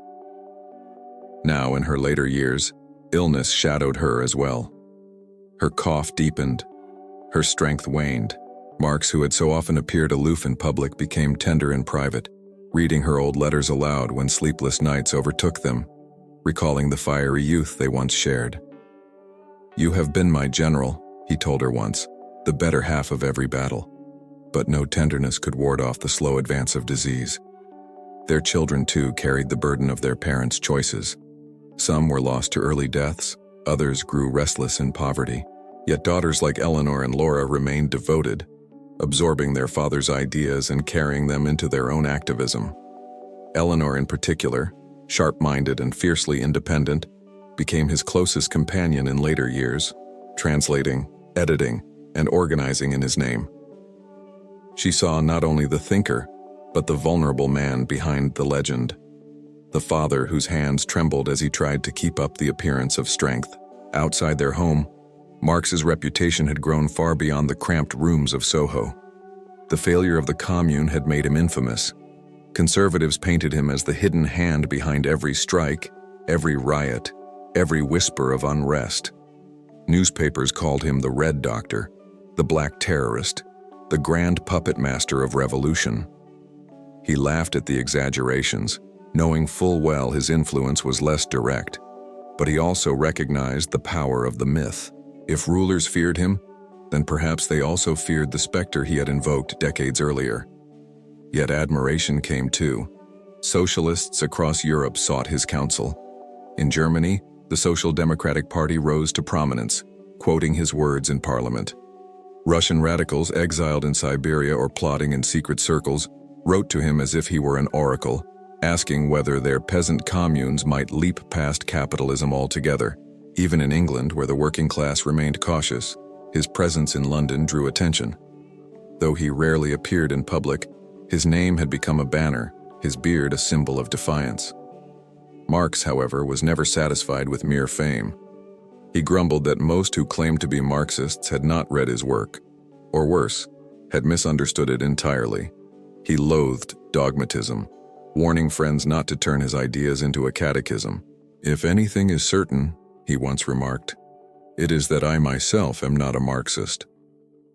Yet even as he complained, he recognized that his theories had begun to take on a life of their own, spreading far beyond his control. The 1870s were also marked by deep grief. In 1881, Jenny, his companion of 40 years, succumbed to illness. Too weak to attend her funeral, Marx lay in bed while rain pattered against the window, listening as others buried the woman who had sacrificed everything for his cause. Her death broke something in him. Friends noticed how he seemed diminished, his eyes clouded not only by age but by sorrow. "The Moor is dead too," Engels whispered to a friend, using their old nickname for Marx. In those final years, Marx's world narrowed. He traveled occasionally to seek better climates for his failing health, Algiers, the south of France, but he never regained strength. His desk at Maitland Park Road filled with scattered notebooks, drafts of volumes 2 and 3 of Capital, chaotic fragments that no longer cohered. Engels promised to bring them to order, but Marx knew he would not live to see the monster completed. And yet, even in decline, he remained defiant. In his last months, he worked on questions of Russia, scribbling notes on the possibility that peasant communes might bypass the capitalist stage altogether. His mind refused the neatness of dogma. It kept searching, testing, revising. He was, until the end, restless. By the time death finally came in March 1883, Marx was slumped in his armchair, a pen still within reach, papers scattered around him. The world barely noticed. 11 mourners attended his funeral in Highgate Cemetery. No great crowds, no banners, no processions. Just Engels, his daughters, and a handful of comrades standing in the drizzle as they lowered him into the earth. Engels spoke simply. "His name will endure through the ages, and so also will his work." Few who heard those words could imagine how true they would become. Marx's later years were not marked by barricades or fiery speeches, but by illness, grief, and the stubborn persistence of thought. He had become an aging revolutionary, his body broken, his circle small, yet his vision remained vast. The revolutions he longed for had not come. His masterpiece was unfinished. His enemies mocked him as a failed exile. And yet, From his cramped study in London, he had lit a fuse that no illness, no death, no obscurity could extinguish. The final years of Karl Marx's life unfolded not in triumph or revolution, but in a slow and painful retreat from the vigor that had once driven him. His mind remained sharp, but his body, battered by decades of poverty, stress, and unrelenting labor, betrayed him at every turn. Illness became his constant companion, grief his shadow, and unfinished manuscripts his legacy. After Jenny's death in 1881, Marx was never the same. The woman who had stood beside him through exile, hunger, and endless struggle was gone, and with her went much of the warmth that sustained him. Their marriage had been more than companionship. It had been a collaboration, a partnership in which Jenny's steady hand and sharp mind refined his chaotic drafts, encouraged his vision, and softened his darkest moods. Without her, Marx seemed unmoored.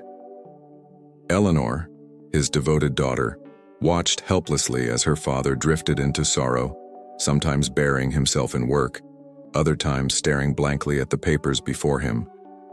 Physically, he declined rapidly. His lungs, weakened by London's perpetual fog, left him coughing through the night. His liver, long damaged by stress and diet, faltered. The boils that had plagued him for decades returned with cruel persistence. He sought relief in warmer climates, Nice, Algiers, the Isle of Wight. But the respite was temporary. Travel exhausted him, and he missed the comfort of his books. Always restless, he returned to London, only to find himself too weak to spend full days in the British Museum as he once had. Seat number 7, where he had waged his intellectual battles, now stood empty. Despite his ailments, Marx refused to abandon thought. He filled notebooks with scribbles about Russian peasant communes, about the possibility that history might not follow a single path but many. Friends and comrades expected dogma from him, but what they found instead was uncertainty, nuance, and constant revision. To the end, he resisted becoming a prophet. "I am not a Marxist," he had quipped years earlier, and the line remained true in spirit. He refused to let his ideas ossify into rigid doctrine.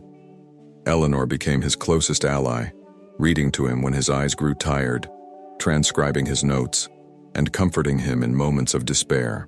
Engels, too, remained steadfast, visiting regularly, bringing not only companionship but also practical help, from money to medical advice. Their friendship, forged in smoke-filled cafes and hardened in exile, had outlasted revolutions and failures. Engels would later confess that in those years, he saw more of Marx's vulnerability than ever before. A man stripped of public defiance, left only with grief, frailty, and relentless thought. The house at Maitland Park Road grew quieter with each passing season. Visitors described the rooms as cluttered with books and manuscripts, papers piled on tables and chairs, a chaos that mirrored Marx's restless mind. The old revolutionary, once feared by governments, now seemed almost forgotten by the wider world. His enemies mocked him as a relic of failed revolutions, an exile who had produced a book few had read. The irony, of course, was that in those dusty notebooks and ignored volumes lay ideas that would soon ignite movements across continents. On March 14, 1883, Marx's long struggle ended. He died quietly in his armchair, a half-finished page resting on his lap.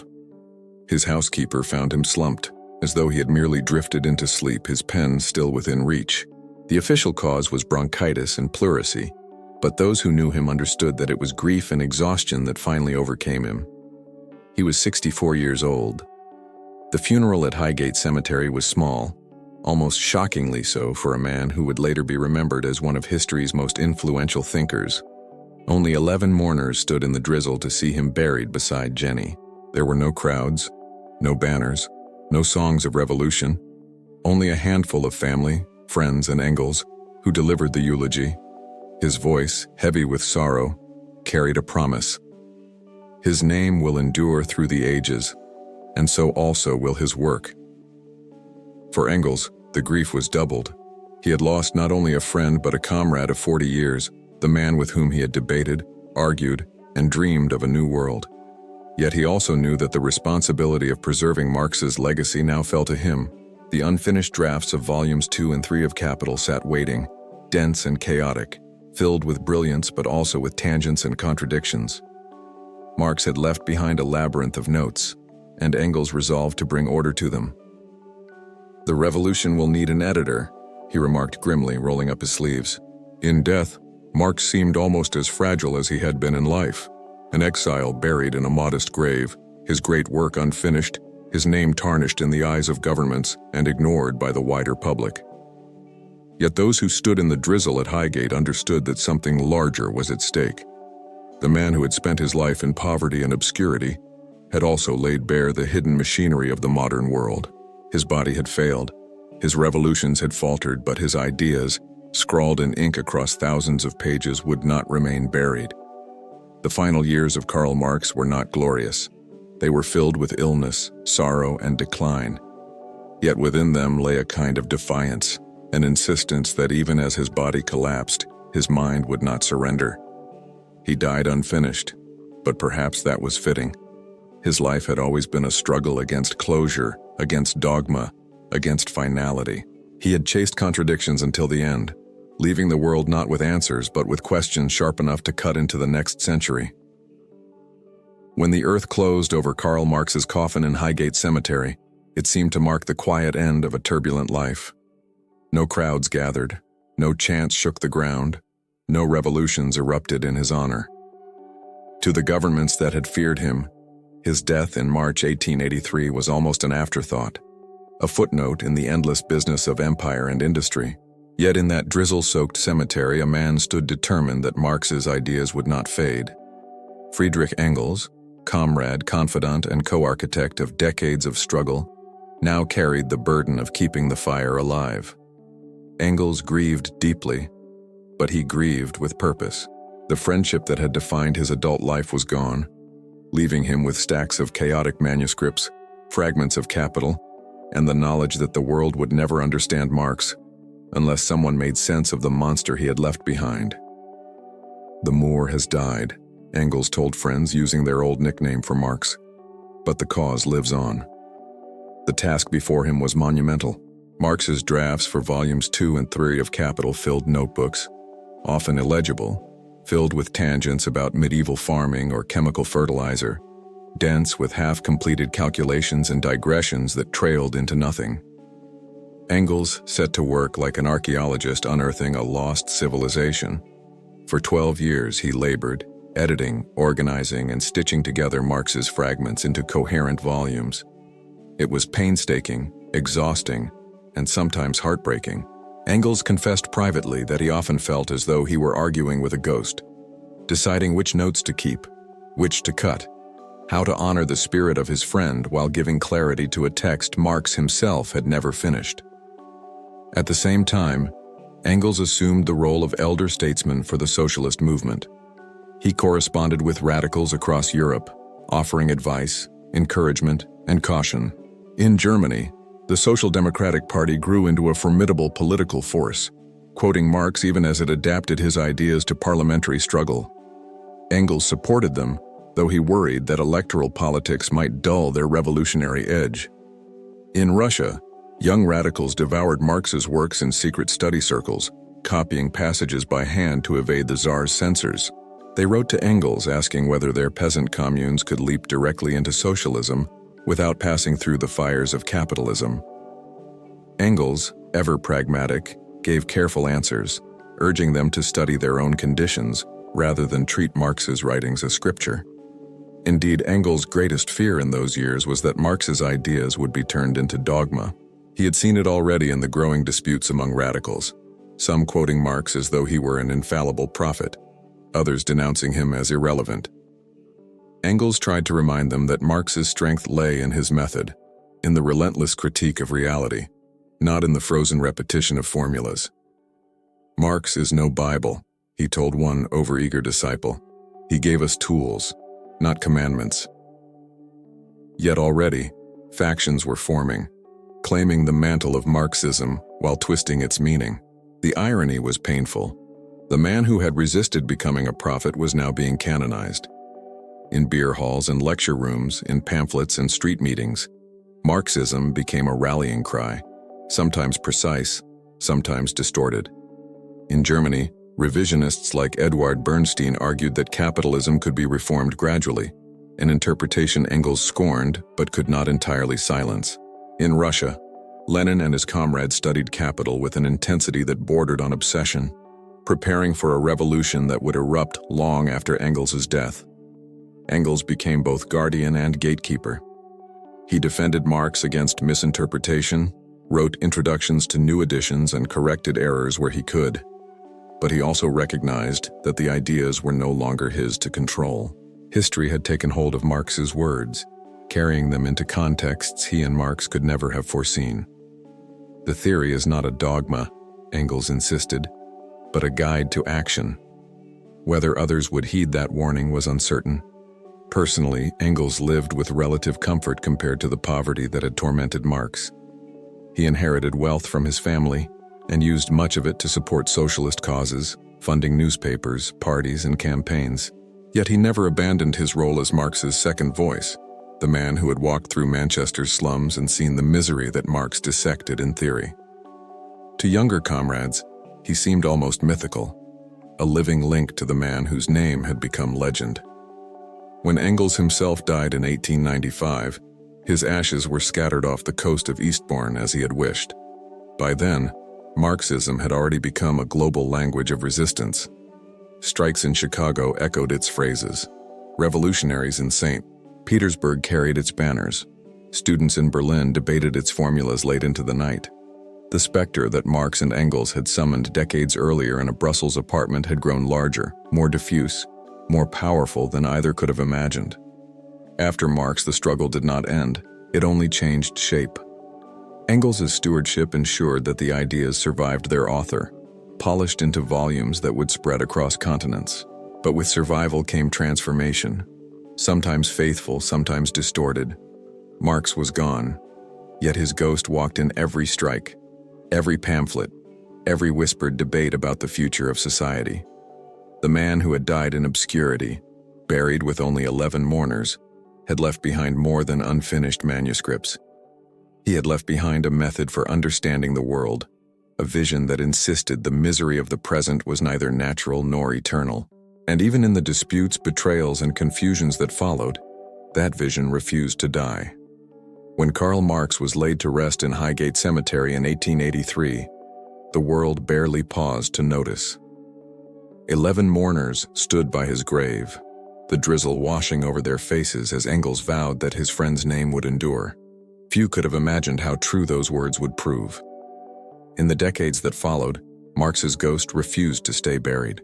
It slipped from the damp soil of London into the factories of Germany, the fields of Russia, the streets of Paris, the classrooms of America. It became not just a memory, but a force, invoked, misused, debated, and feared. By the turn of the 20th century, Marxism had already become a language of revolt. Workers carried dog-eared copies of the Communist Manifesto in their coat pockets, its 23 pages memorized like scripture. Socialist parties rose in Germany, France, and Italy, quoting Marx in parliaments even as police kept their members under surveillance. In Russia, clandestine study circles gathered in basements, whispering his theories by candlelight, debating whether peasants could skip the capitalist stage and leap straight into socialism. A young revolutionary named Lenin pored over capital while in exile in Siberia, underlining passages until the margins became darker than the text itself. Marx's ghost found strange hosts. In 1917, when the Bolsheviks stormed the Winter Palace, they did so under his banner. His face appeared on posters, his words thundered in proclamations, his vision invoked to justify a new order. Yet the reality of Soviet power soon diverged from his ideals. The dictatorship of the proletariat became a dictatorship of the party.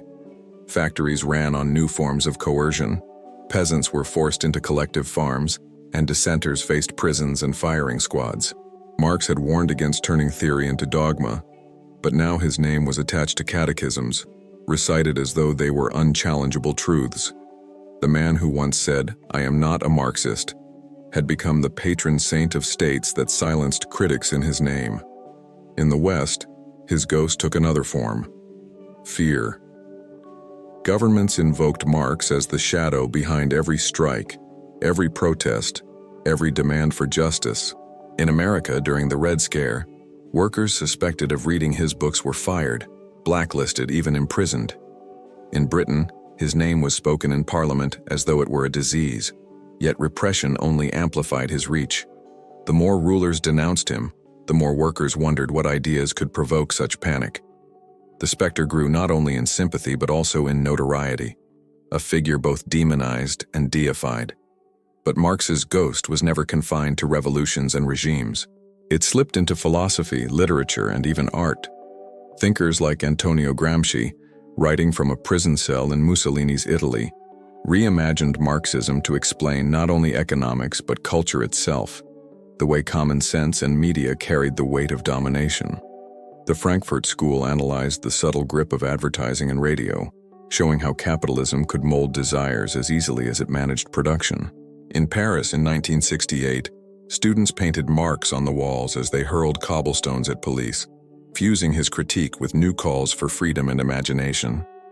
Even where his ideas seemed buried, crises exhumed them. The Great Depression of the 1930s, the oil shocks of the 1970s, the financial crash of 2008. Each time capitalism buckled, bookstores reported a curious phenomenon. Sales of capital surged. Hedge fund managers and students alike opened its dense pages, searching for answers in the words of a long-dead exile.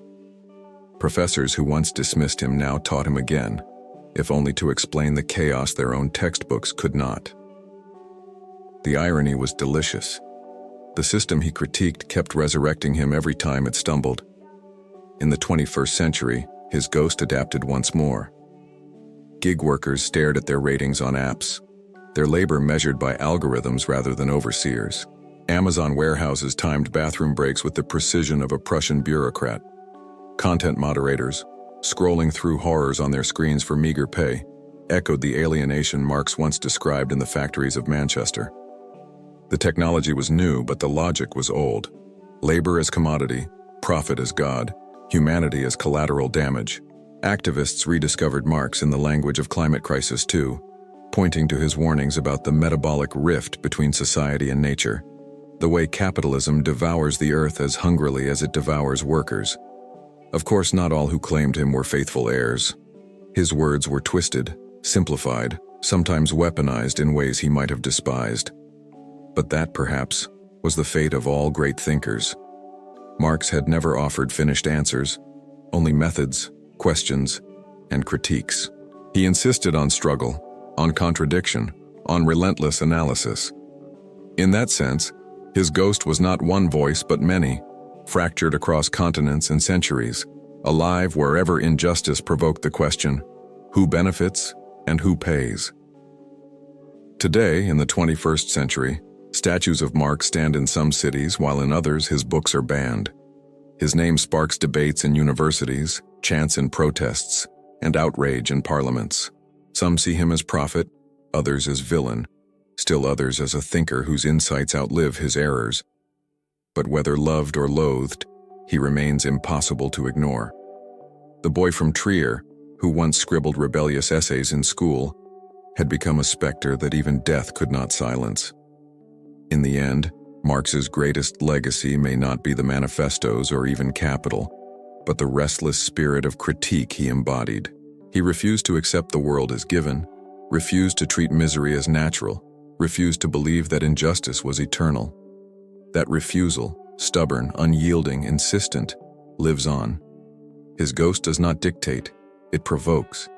It lingers not to provide comfort, but to disturb. And so, more than 140 years after his death, Karl Marx still walks among us. Not in flesh, but in questions whispered in classrooms, shouted in strikes, scribbled on protest signs, questions that will not die. Why do some starve while others feast? Why does labor produce wealth for others while leaving workers in chains? What would it mean to build a world where dignity, not profit, defines value? The man is gone, his grave modest, his life marked by exile, grief, and unfinished manuscripts. But the ghost remains. The specter still haunts the world,